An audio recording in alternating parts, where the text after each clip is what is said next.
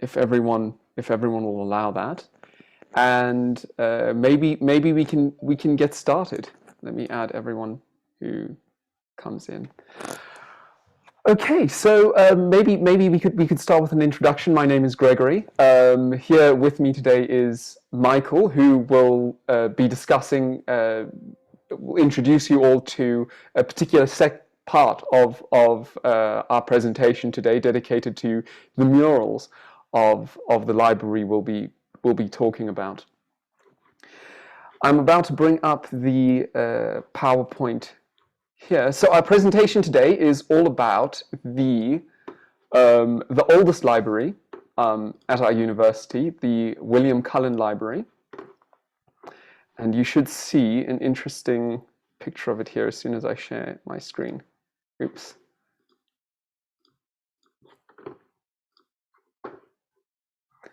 But maybe while we wait, everyone is doing well, I hope.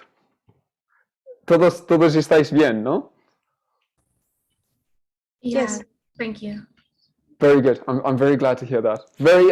Is it particularly cold there now? Because I think it's 7. No, it's 10 o'clock. It's 10 o'clock in the morning, which I know that usually our conversation club sessions take place at about 7 o'clock in the morning for you, which must be quite difficult when it's cold. Let me quickly share this, make this presentation a bit better. So you can see here this presentation on the screen, the PowerPoint. Perfect. Yes. Perfect. Excellent. Yes. So I think let's get started straight away with the presentation, and then when Professor Hewliston comes in, he can take over for me and explain everything. But fortunately enough, he's left me with a script that I can use and at least begin the presentation when he's here. For those of you who came a little bit after I explained this, Professor Hewliston is in Spain right now. He's actually in Córdoba as we speak, and he's struggling to connect with the Wi-Fi there. So let me open this up very quickly. Okay, here we go. I just want to make sure that he is connected, and that I've at least sent him the correct link, because he's just sent me a message now that nothing has come yet. Okay. Yes. So this is the William Cullen Library. The William Cullen Library is one of the most interesting places at the University of the Witwatersrand, full of unexpected riches. Here we have an introductory video, in which we recorded this video standing out in the grounds of the university, and it gives you a general idea of where the library is located. Let me know if you can. Let me know if you can see this. It's playing, is it? Yes. Let me start from the beginning then.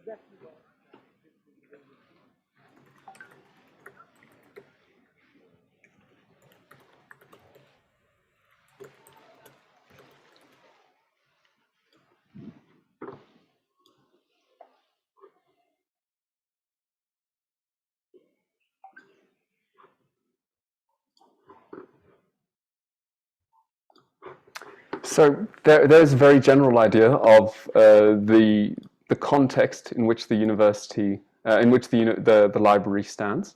Let me move on to the next slide. This is a particular monument, a particularly important historical monument that actually within the foyer of the university itself. It's a pedrao, and we will discuss this a little bit more, but suffice it to say that this is a Portuguese cross, which the Portuguese, when they sailed past the Cape in the late 15th century, left at a variety of important restocking points along the line. Whenever they disembarked, they would put up these and consecrate these pedraos. And this one particularly has got a very interesting history, because this was located in Mossel Bay, which is somewhere in Cape Town. And had actually fallen into the sea and was largely disintegrated. A researcher from Wits called Axelson, surnamed Axelson, was the one who actually found the remnants midway through the last century, and then put together a whole project to to kind of reconstitute the monument, and in his honor and in honor of his work, it now stands at the university. And here's a very short clip of what it looks like.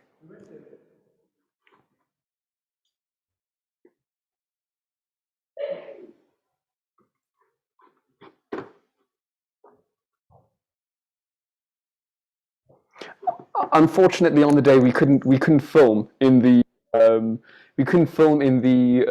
foyer, because they were doing construction and restoration work there. So you didn't unfortunately get an idea of where it stands in the foyer. But this following is these here are the murals located in the main reading room of the library, commemorating the Portuguese discoveries, the 1820 settlers, and then the third mural, which sees the settlers from an African point of view, and it comes up last here.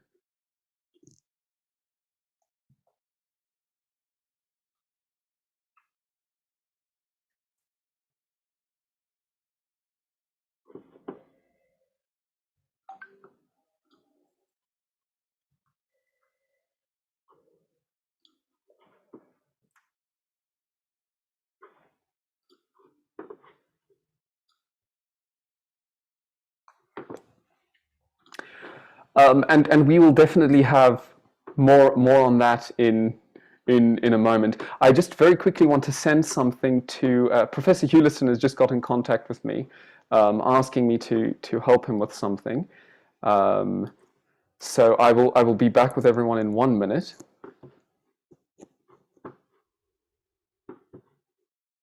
Okay.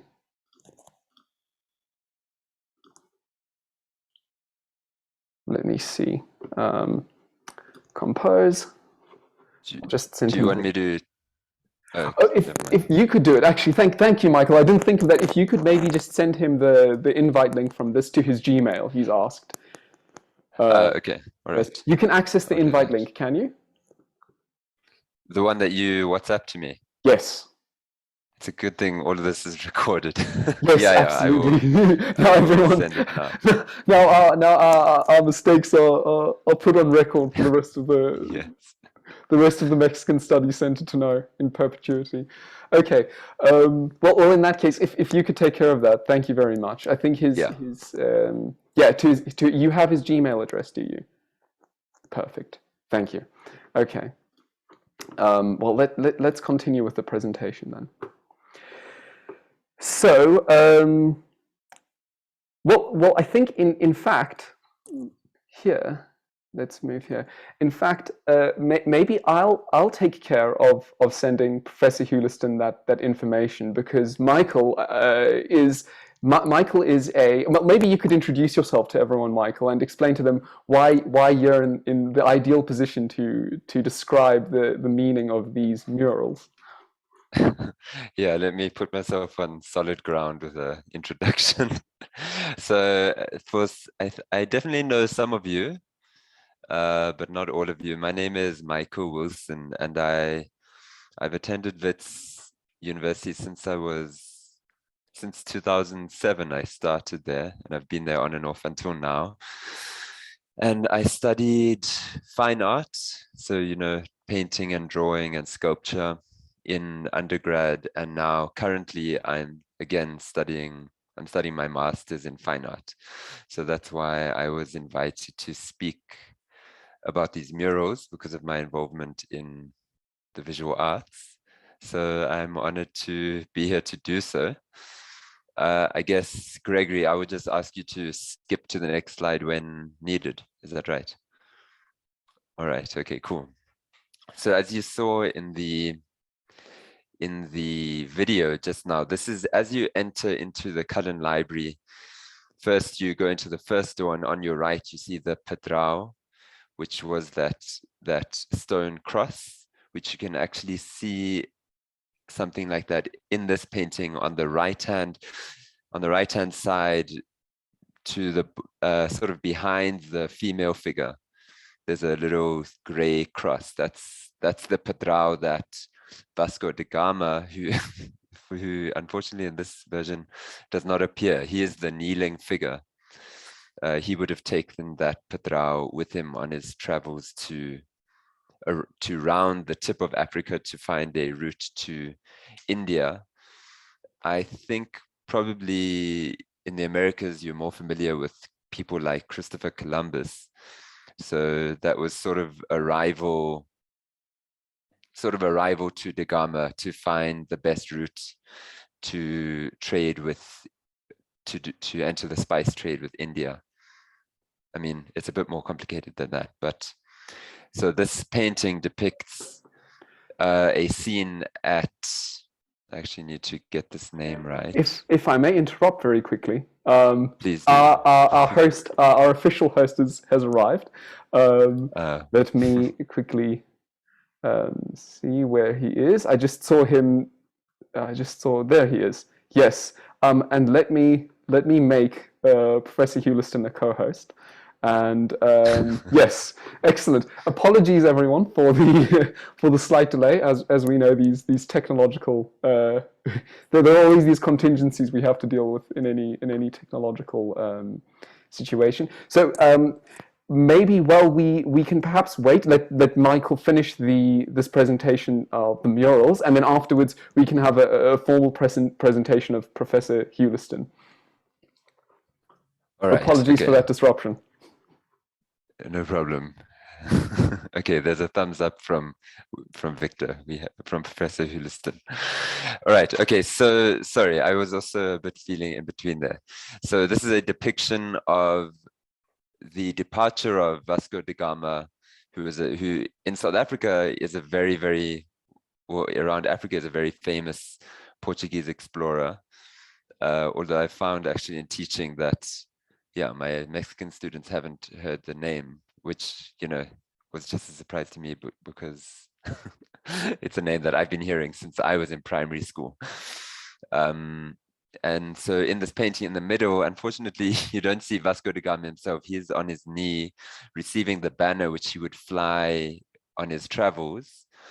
What is also depicted here is it was supposedly, there was a debate around the merits of whether it was worth pursuing this mission around the Horn of Africa. And obviously it was supported, and he did his travels. He was also depicted here. So if you look on the left, there is a famous, I'm going to mention the fact that he's Jewish because the painter of this painting is also Jewish. His name is John Henry Amschewitz. And so there's a famous Jewish mathematician who prepared the maps for the trip. And there's also in the middle is King Manuel I. And there's also Dom Diogo Ortiz, who was the Bishop of Tangier.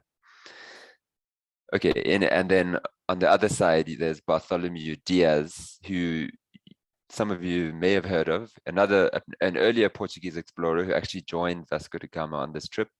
And it's his patrao, which is in the library, the one that Gregory just showed us, the cross there in the library that was planted by Bartholomew Diaz at Quaihook, if I'm not mistaken. So what I'm going to try to do here anyways, just to introduce how the three paintings interact, and then talk briefly about the fourth wall, which is blank. So if anyone has any questions later, you can ask. I may know the answers. We'll have to see. But that's the summary of this one. Could we go to the next one? So this painting is of, as Gregory said, the 1820 settlers. It's by, I need to get the name, by Cullen Gill. And it was painted in 1924. And the other one, sorry, the Vasco da Gama was painted in the early 30s. It was 1934 that it was completed. So this is painted in 1924, depicting the 1820 settlers, which were British. So the British was having some economic issues in their own country to do with massive unemployment and failures in agriculture. And they were also having issues in South Africa with the border of the Cape Colony and what was then would be kind of, not the colony. So bordered with Xhosa lands, and it was an embattled border, which they were hoping to buffer with actually 90,000 British civilians who would just be there and form this buffer against the, African, like the uncivilized world in the settler perspective. So in the end, they could only send 4,000 people due to economic restraints. And so this painting, as you can see, it depicts kind of ship scenes and these kind of, I don't know, to me, they seem elegantly dressed people. There is this bird in the sky sort of creating this glorious image. And I mean, the thing that was always strange as an undergrad entering this space was like this hero-sizing Vasco da Gama and the 1820s settlers, which is what Cyril Coetzee was asked to respond to in 1990. In fact, I'm not quite sure when the commission was given, but the next painting, the Cyril Coetzee, if you could show it now, this one was done in 1995 by a contemporary South African artist who, and this depicts, so you can see the name is Takama Adamasta, and Takama is the character on the left, the African male figure. Oh yeah, thank you. And he is a human incarnation of Adamasta, who appears in the Lusiads and is the god. God isn't the right word, but he is the character, the Cape of Storms, who falls in love with a woman who is then taken away from him. And this painting is a depiction of a novel by Andre Brink. The novel is called Cape of Storms, The First Life of Adamasta. And this painting is read from left to right, describing the story, which imagines the arrival of Vasco da Gama into African occupied land, South African occupied land, and the various different interactions, which include some positive and some strained interactions on the left. And you can see the painting sort of develops into, the colors become colder, and the interaction, as you can see, the final scene there is of the betrayal of Takama as he tries to buy this bride of, he wants to pay the bride a fee, a lobola, for this bride, and they take the lobola but end up betraying him anyway and killing him. And sorry, just to point out that egg in the top right that has a baby in it. There was a baby that was just to the left of your mouse, that yellow and white with the blue and yellow figure in there. Yeah, a baby was born between these two characters, and that is sort of supposed to talk about the interaction of, in contemporary South Africa, of how do we go forward together after this tumultuous history that we have. And I'm reaching the end of my my time, but as you saw in the video, Gregory had shown the 3 paintings, and then there's a 4th wall, which there is a consideration of filling that wall with something, which is of great interest to me personally. And I just think it's an intriguing question to think about. What would be the 4th, what could or should or might be on that 4th wall, sort of following on from this painting.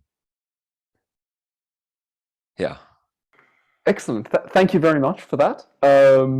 I think everyone appreciates your expertise in describing these paintings. Something that obviously, as a student, I've walked by them a number of occasions. I've never, and I've always wondered a little bit about them. But I think when you have your head down in the books, it's a little bit difficult to see and contemplate what's going on around you. So I know I appreciate that, and I'm sure many of our viewers today also do. Before we move on to our next section, I really enjoyed researching it. So thank you as well. Excellent. Everyone's happy all around then. Before we move on to our next section, which is in large part an explanation of the mythology behind that last painting, in fact, behind all 3 of those paintings, really, we could maybe move on to introduce our guest of honor today, Professor Hewliston. Right, well, I can say hello, I guess. If that, yes, I'm not sure if I'm appearing on screen or not, but anyway, there we are. Yes, I know, I can see you. All right, okay, I can only see you. So, well, anyway, I'm nice to be with everyone. You might be able to see behind me is a window, and I'm in Cordoba at the moment, pursuing my interest in Renaissance Jesuits, who are English Jesuits who are in Spain. So that's what I'm up to at the moment, and I'm glad to be able to join in here. So thank you, Gregory. If you want to just carry on then with the reading here, that'd be great.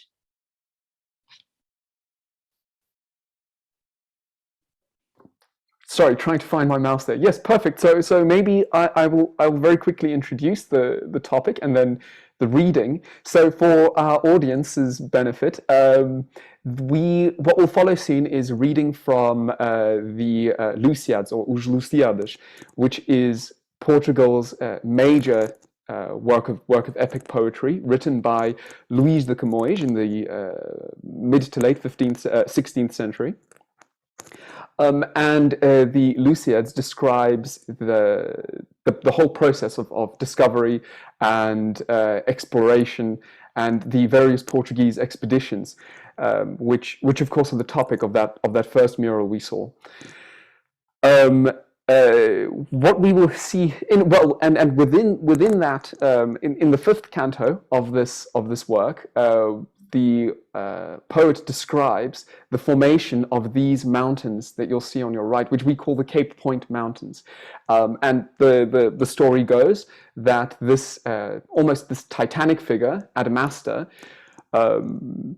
impedes the Portuguese navigators as they attempt to round the Cape, maybe for a bit of topographical and geographical background. The Cape is a point at which the Pacific and the Atlantic Ocean meet.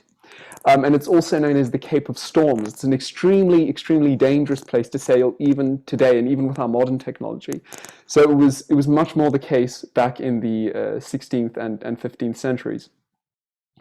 And so Camões took this natural phenomenon, and he decided to describe it in a very poetic and very interesting way.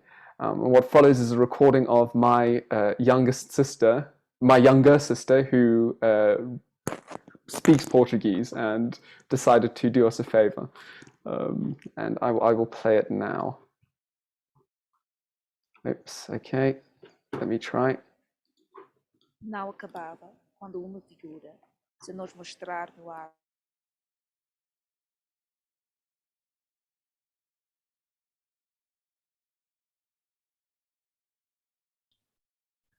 Sorry, I cannot hear very well. Could anyone hear that? We could hear it for a second, and then it's Okay, seems so to fade. let me try again.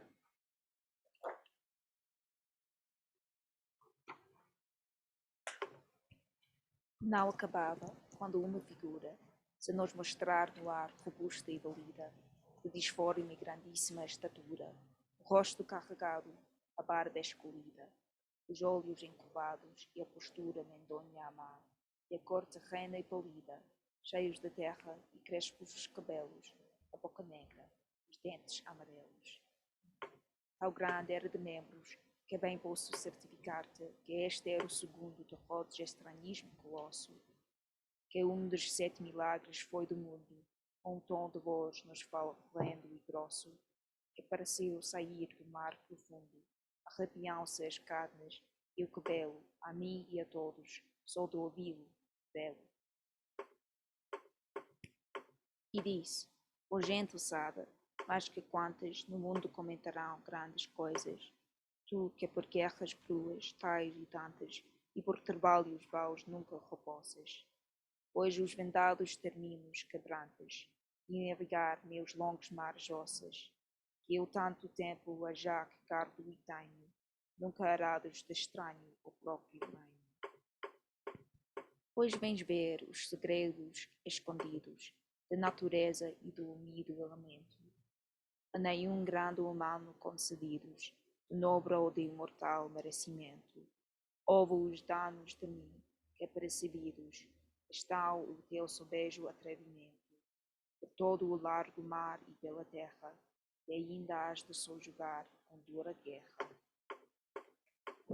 Dia vi, com as filhas de Nereu, sair nua na praia, e logo pressa, a vontade senti de tal maneira, que ainda não sinto coisa que mais queria. Como fosse impossível alcançá-la, pela grandeza feia de meu gesto, se terminei por armas de toma lá, e adorige este caso manifesto. De medo, adei-o-se então por mim a fala.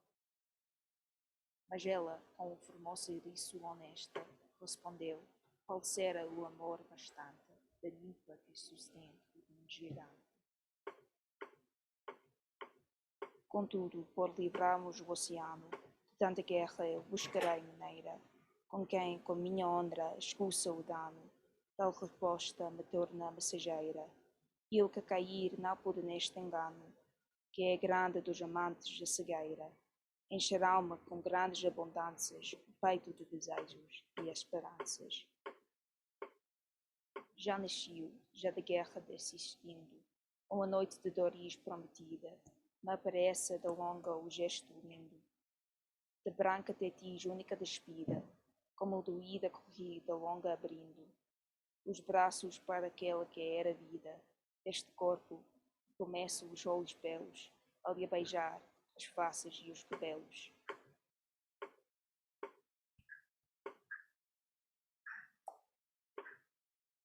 O que não sei de nojo com conto, que querendo ter nos braços quem amava, abraçado me achei com o duro monte, da áspero mato e da espessura brava, estando como penedo fronte a fronte, que eu pelo rosto angélico apertava, não fiquei homem não, mas mudo e quedo, e junto de um penedo, outro penedo. O que não sei de nojo com conto. So there we have your a mythical explanation of the formation of these mountains you see before you, the Cape Point Mountains. I'd like to very quickly correct a minor geographical error I made earlier. I think I said that this is the meeting point between the Atlantic and Pacific. It's actually the meeting point between the Atlantic and the Indian Oceans. The meeting point between the Atlantic and the Pacific, of course, occurs at the very southern tip of the Americas, somewhere near Chile and Argentina today. But I think we can then move on to our next point, which is the which of course are the very many interesting rare books at the William Cullen. And for that, I think it would be best for me to hand over to Professor Hewliston. But before we do that, we have a few interesting videos to share. Or actually, no, my apologies. I got the slide wrong. So I think maybe we could have. I don't know, Professor Hewliston. Would you like to explain these, or should I continue with this? Yes, I think. See, well, I could take over just at this point, yeah, because these are, you've done a very nice job of just explaining them here, really. So we don't even need to repeat all of this, except just point to them. You know, with the what we're seeing here is a wide range of curious books and ways of presenting written texts from around the world. So you've got the medieval manuscript. On the top, by Middle Ages, of course, we mean period up to about 1500.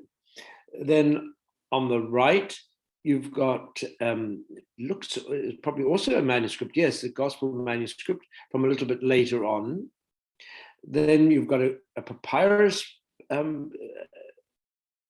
example there on the left, and then cuneiform on these tablets, and then the writing on palm leaf.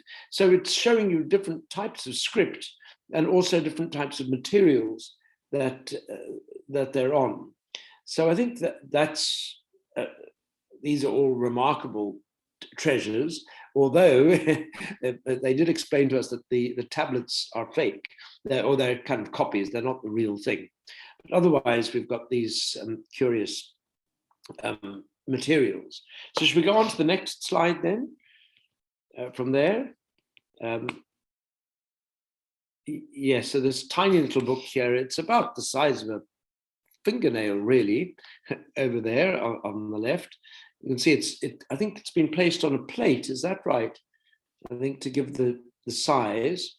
And then on the right is the codex from way back when, fairly late antiquity, I think.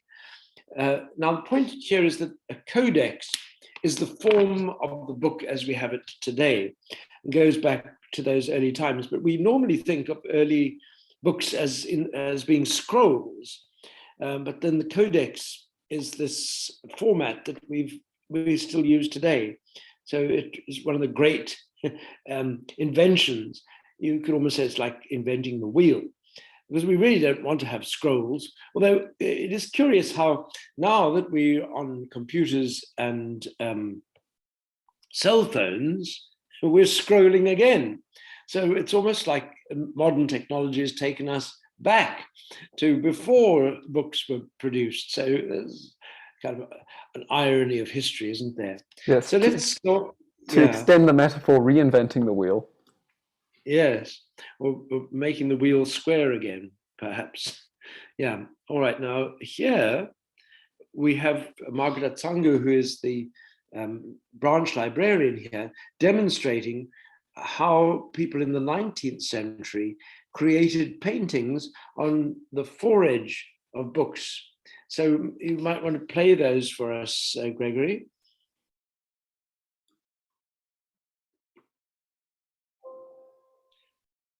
So the one on the left shows it as it appears and then disappears again when you close the book up. But on the right, you've got it from a closed position, opening up to be able to see the forage painting. It takes a little while to appear. So you actually have to press it open like that, and then you get a painting. Somebody said, wow, but I don't know where it appeared. That was me. I took it out of the recording. Maybe Oh, I should have see. kept it in All to right. keep the authenticity. Right. Now here we've gone upstairs from that central reading room where we saw the murals, and now we're coming up to the rare book library itself. So I think you've got a bit of a video of us approaching to the Holy of Holies, where the ancient or the older books are kept. Do you want to play that for us then? Here we are going sort of approaching it. Various kind of curious pictures on the wall there. And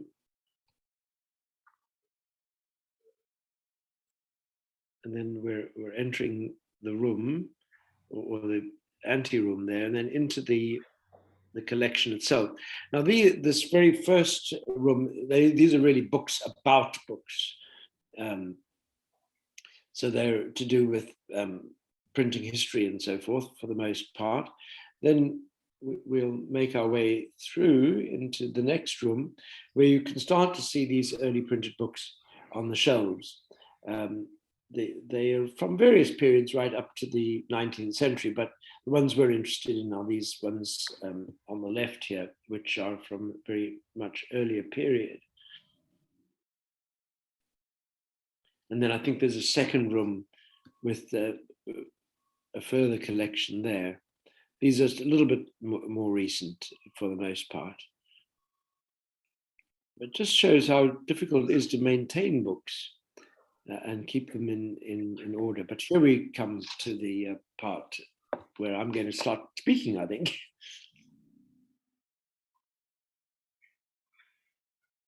So here we are in the rare book section of the William Cullen Library. You'll see that here we've got books mainly from the Renaissance period, and they're arranged according to place of publication. And if you look at the bindings, they're mainly leather, but some are more recent bindings, maybe 19th century. But these ones here would be the original calf bindings, or they may be pigskin. And that's what you would have expected at that time. You'll see the different sizes of books. You've got folios and then various smaller formats as well. And the folios, the large books, would normally be either medicine or law or theology or classics. Those are the big daddies of Renaissance learning. So we've got for you here a variety of formats and sizes of books, also languages and typefaces. Maybe we'll start, as we should, maybe with this Greek New Testament. If you'd like to just have a look at the kind of print there. It's quite calligraphic, and also it has these inset woodcuts. Sort of a feature of this, you'll see that there is also quite a lot of red, which we call rubric, because that's the Latin word for red, ruber, and that usually denotes the words of Christ himself, which you get in a lot of modern Bibles as well, especially for particularly pious people who like to have the words of Christ in red. So this would probably be an altar copy that was being used in a church. Not altogether clear whether it's from the west or the east, but you can see the bronze work on the cover there. A book is called a book, incidentally, and here you can actually see that it's actually made of wood. And so that word bok means the forest, as in die bos in Afrikaans. So books were originally bound in wood like that. And of course, for our Spanish-speaking viewers, that's like bosque. There you go. Right. Yes. Then here we've got another folio. Now this is these are the works of Virgil, of course, the great Roman poet of the Augustan period. And here we've got it open at the Georgics, These are poems that show you how to do things. This is the fourth book of the Georgics. I'm not quite sure what they're teaching them there, but you can see there's a woodcut there showing the ploughing of the fields and so on. So what is interesting about this book, or kind of instructive about it, is that you have the actual poem or the text of the poem just in a little inset in the middle, and then all around it are the commentaries of the different commentators, mainly Servius, but there are others as well. I see there's Mancinellus and Pierius, and there's Servius there. So this represents what Renaissance learning is all about. You have a text, and there's exposition of the text. That's what a lecture is. You read a lecture. So if you were studying in the Renaissance, your teacher would give you the text, and he would then expound all the various commentary on the text. The title page of this is quite interesting as well. You'll see they often have these very elaborate title pages. Now, this is not a woodcut, this is an engraving. And you'll see it says the works of P. Virgilius Amaro, and it's with the commentary of Servius and others, and it's edited by Pietro Bembo, who was a great Italian humanist. And you'll see that it's published here in Venice in the year 1552. And what's more is that it was owned by Professor T.J. Haroff, who was kind of renowned professor of classics here at Wits in the middle of the 20th century. So you see, he bought that in Rome in 1956. So there you've got lovely Renaissance folio of a classical author, but you'll see it's been rebound in the 19th century with these marbled end papers. That's very much of the 19th century, and this is probably more original, but with another leather binding that's been added there. So that's a folio. It's called folio because the sheet of paper has been folded in two, and hence you get that size. Then we'll go down in size to a quarto. So a quarto means that it's been folded into four, and you can tell that with these signature marks at the bottom. So this is fold D, or choir D, or gathering D. There's D, there's D2, that's a D1, D2, D3, and D4, and so there are four leaves, and then it becomes E. So you can see the sheet has been folded 4 times. Result is 4 leaves, 8 pages. Now this book is apparently, we are told, published in Mexico, and it's a sort of geographical type of book with, it's theological controversies. It's quite late, it's 1722.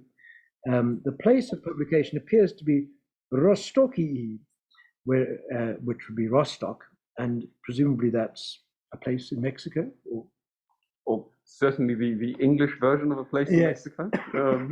A mystery for the viewers maybe to solve. Yes, exactly. Now you'll see that the typeface here is very typically that of the Renaissance. It's a kind of it's not quite Times New Roman, you'll see, but it does slant slightly to the left. That is to say, orientation of the letters, not that they are standing to the left, but that the curve of the letters can be seen in that way. So that's a quarto, and you'll see that it's in the original calf binding. Then we go to octavo, which means it's been folded 8 times. Now this is in Leuven, which is now, I think, in Belgium, it's sometimes in France and so on, but Leuven, and it's in German, I think. Yes, it looks like it's German. And this typeface is called black letter. And that's very typical of very early printed books and also German books until quite recently. And you'll recognize the kind of thing you put on your paper if you want to make it look really old-fashioned. We'll talk more about that at another time. But there you are. That's the black letter, and that's an octavo. Then this one is in 12s, and it's quite interesting because it's all about, it's called the origin of the Danube. It's in Italian, L'origine del Danubio, and it's not quite sure where it's published, but I think it's in 1684. And here it's got these little fold-out engravings of the different cities and places that are being discussed on the Danube River. There's Novigrado. I'm not quite sure where that is, what town that is. Novigrad? Is there a Novigrad? I think so. Is it in Belarus or some other benighted place now? But this is the kind of thing you'll get. So they're very ingenious the way they make books and have all kinds of features. This is a real fold out, isn't it? Shall we try and destroy the book in the process? This is probably, wow. Okay, that's somebody's bridge. Whoops. There we are. Famoso ponte fortezza di Esse. That could be a place. Anyway, there you are. Try not to mess it up as we close it. So that's in 12s, and this is in 16s, even smaller. You can see how you almost need a magnifying glass to read that. But again, the printing is very beautiful, very exact. Now, the test of a good typesetter is this. You tilt the page and let's find a page that's fully printed, and you look up it. Now, if you can see rivers in the text, that's poor typesetting. I would say this is about average, really. But you'll notice that if you use MS Word and try to typeset a page, you're not going to get a very satisfying result. You'll probably get lots of rivers, but you can see the little rivers running up because of the spaces of the between words. So there you are. That just to go back, 16, 12, 8, 4, and 2. And Very nice. Latin, we've got Greek, we've got German and Italian. So we've got a pretty good range there. Well, very nice. Thank you very much for that presentation.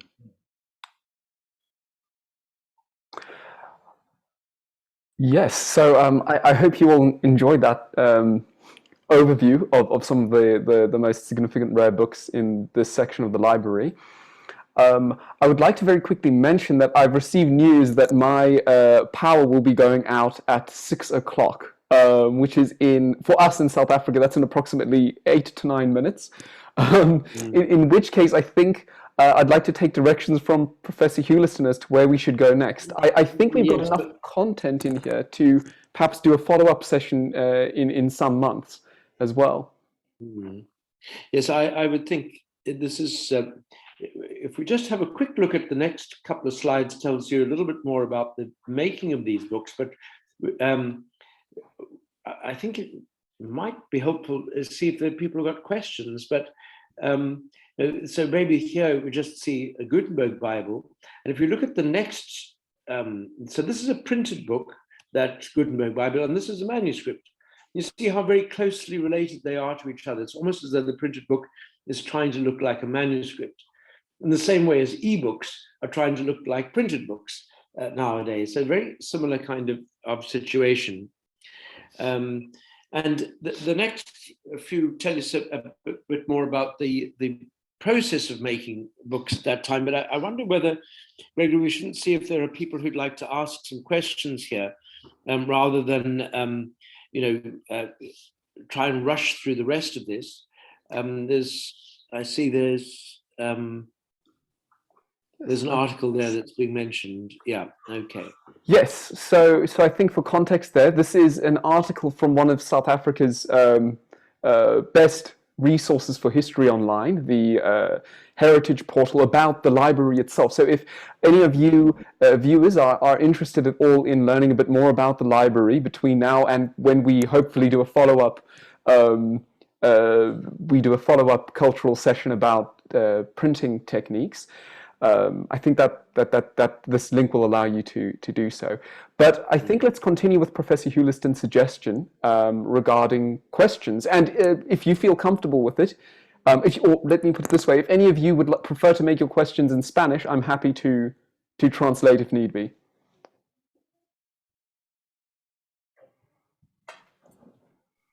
Perfecto. ¿Nadie tiene preguntas? Ah, perfecto. Katia, por favor, sigue. Hello, everyone. Thanks for sharing this information with us. I really like it.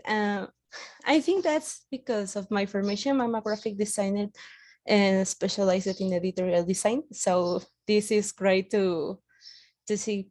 I have a question for Michael. How hard is it to preserve the murals inside the library? Okay, that's a good question, which I don't really know the answer to, unfortunately. What I can say is that when I spoke to the library about what they were going to be doing about the fourth wall, which is empty, and their big concern at the moment is about water and fireproofing, making the library water safe and fire safe. In terms of, I mean, I know, maybe you also know, I know when they're preserving old drawings, I mean, there's lots of old maps in the library, and even the books, I'm not sure if those rooms are humidity controlled, but usually in like, for very valuable things, they will control temperature and humidity and light quite closely. But those murals are they have natural light on them at times. So yeah, that would cause them to deteriorate faster. They're not, yeah, so I guess some of them will be coming towards 100 years old. The Cullen Gill one will be 100 years old soon. Yeah, so that's how I can answer your question. How did I do? Thank you.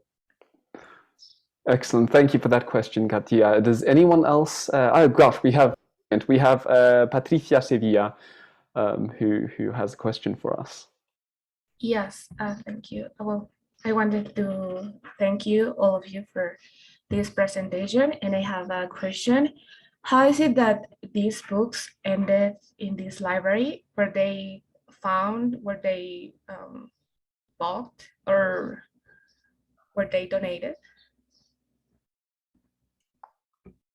Yes, thank you, Patricia. That's a very good question, because you wonder, in fact, it raises a further question that I think we'll want to focus on next time, which is what value do these old European artifacts and books have for Africa today? But the word that we use for how a book got somewhere is provenance. I'm not sure if you have a similar word in Spanish, Provenance, provenance. So each of these books will have a provenance. I think it's a lot has to do with book collectors. So for instance, I have maybe 5 or 6 books from the 16th and 17th centuries. So people who collected books for one reason or another. There's in particular one of the governors of the Cape, Sir George Grey. Now, I don't think his books are here, but if you go to Cape Town to the National Library there's a very fine collection of medieval manuscripts, which he collected during his time in office, because he was the governor of the Cape, the books came to South Africa. He was also the governor of New Zealand for a while, so there's another collection of his books in New Zealand. So that's what we're talking about. These books were not necessarily bought for the library, but they came from collectors from that period, wealthy period, people who had an interest in buying books. Now, the word we use for a person who loves books is a bibliophile. Again, I'm sure you have a Spanish equivalent for that. Yes, the native Spanish speakers would have to correct me here if I'm wrong, but I think bibliófilo is a word in Spanish. And is there a word for provenance? Proveniencia, is that correct? Again, I think. Yeah. Yes, okay, Hay proveniencia. Okay, thank you for the correction, Patricia. Yes. Confirmation. And you saw that some of them were actually books bought by academics at Wits as well.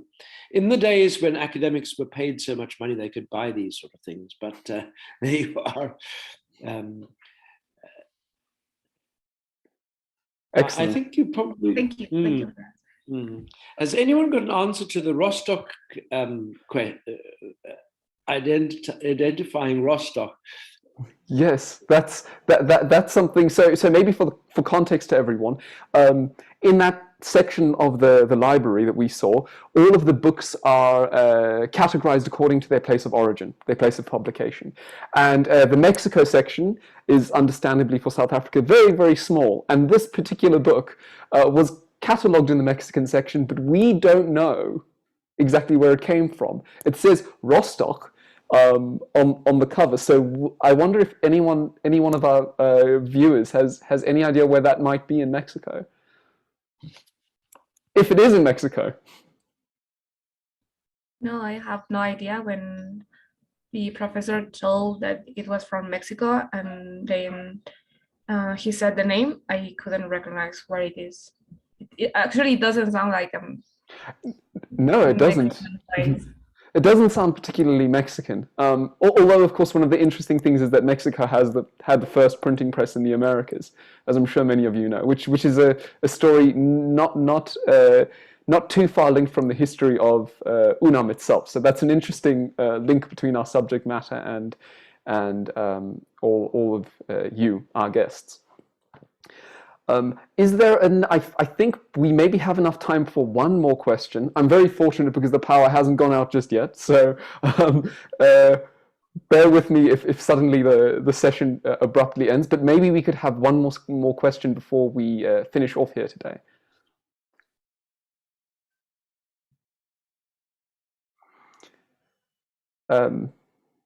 Sí, por favor, sigue.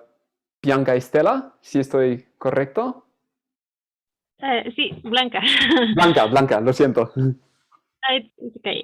I have a question about the books. Some of them, I think all of them, are super important. And my doubt is are there copies of them? I mean, like, I don't know, just in case that I don't know, has a way of protect them for any incident or something like that.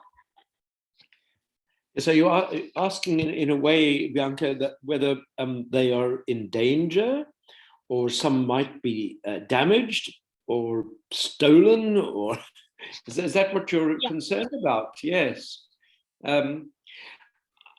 I don't know of any incidents of that kind. There are fears that these sort of things could be the object either of vandalism or of even a politically motivated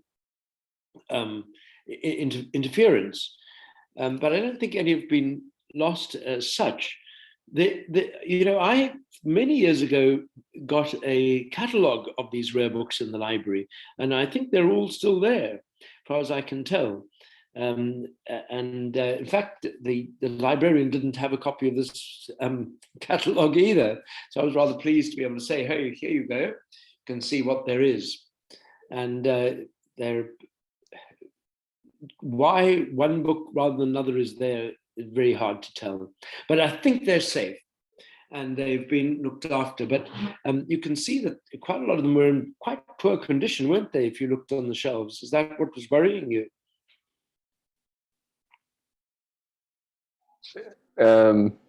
Sí,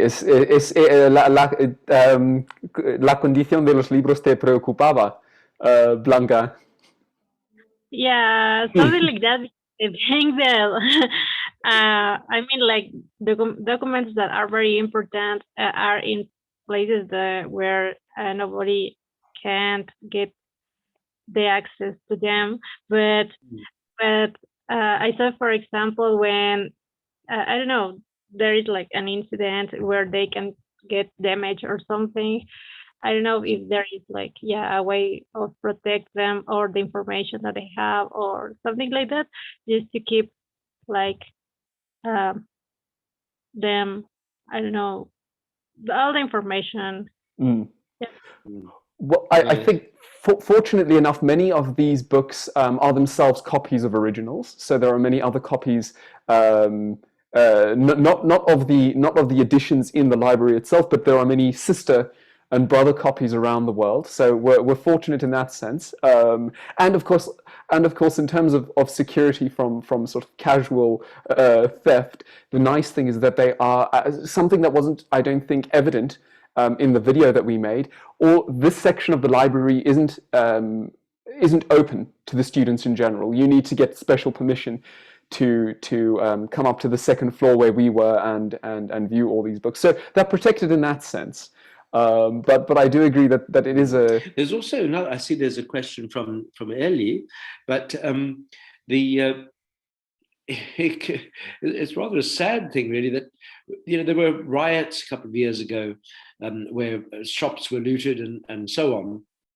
I won't go into the background of it, but one place you were safe was in a library or in a bookshop, because nobody's going to steal books for some reason.